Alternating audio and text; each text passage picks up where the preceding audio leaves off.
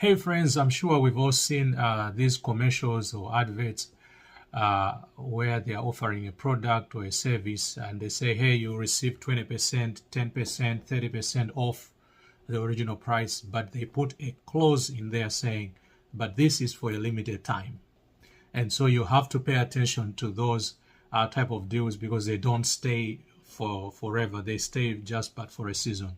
And it's the same with some of the relationships. Some of the relationships that come in our lives or that we end up having are not meant to last a lifetime.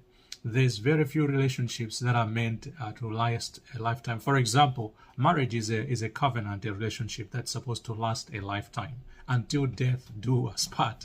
That's what that relationship is. But also another relationship that is supposed to be a lifetime or eternal is where you are a father, a son, or a daughter, a husband, a father to somebody or a mother to somebody. Those relationships do not change.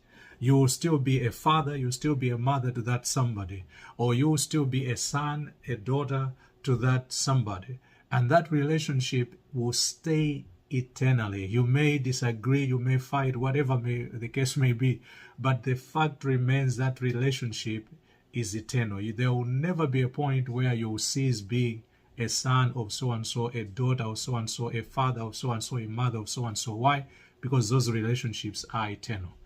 And so some of the relationships are not eternal. They are seasonal. For example, we see in the Bible a situation where Elijah was sent to this woman in Zarephath and he was told, go and I've commanded that woman to provide for you. And when he came there, it was for a season. During the 3 years of the famine, Elijah stayed with that family. They experienced the blessing of the Lord. They never ran out of food. But that relationship was not something that was going to continue on. Elijah had to move on into other assignments that God had for him.